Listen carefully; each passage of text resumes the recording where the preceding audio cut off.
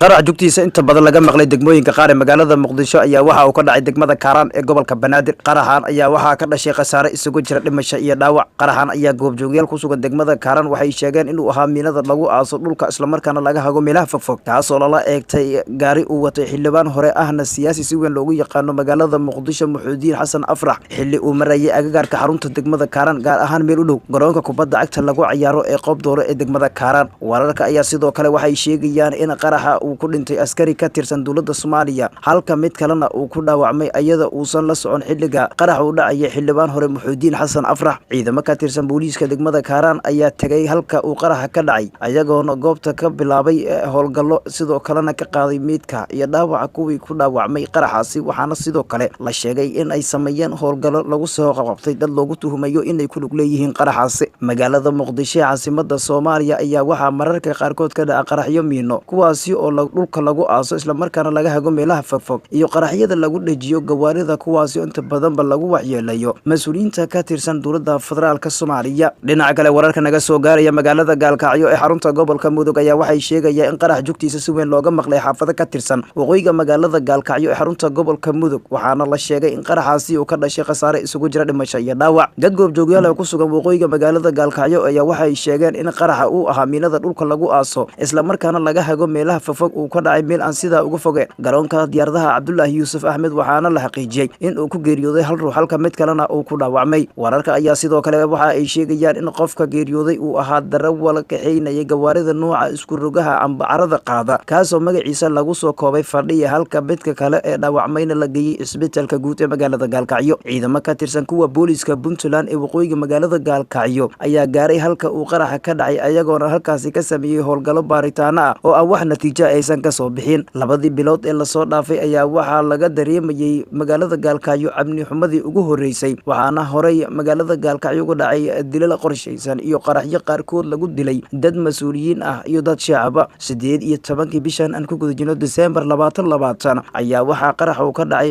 garoonka kubadda cagta ah ee Cabdullaahi Ciise kaas oo lagu laayay saraakiil iyo askar fara badan oo ka tirsan dowladda Soomaaliya kuwaasi oo isku diyaarinayay xilligaas inay soo dhaweeyeen ra'iisul wasaaraha Soomaaliya Maxamed Xuseen Roble. magaalada Gaalkacyo oo ah magaalo ay ku wada nool yihiin laba maamul goboleed iyo shacabkooda kuwaasi oo kala ah Galmudug iyo Puntland ayaa waxaa mararka qaarkood ka dhaca qaraxyo iyo dilal qorshaysan mas'uuliyadoodana ay sheegtaan xarakada Al-Shabaab. isku soo wada dubo qaraxyada ka kala dhacay magaalooyinka Muqdisho iyo Gaalkacyo ayaa waxa ay ku soo aadayaan xilli muddooyinkii ugu dambeeyayba ay kordhiyeen weerarada ka dhanka maamul goboleedyada iyo dowladda Soomaaliya xarakada Al-Shabaab ay ka geysanayeen koonfurta iyo bartamaha Soomaaliya. Ismaaciil Abukar Bulshaabe, Kasmaal TV, Muqdisho.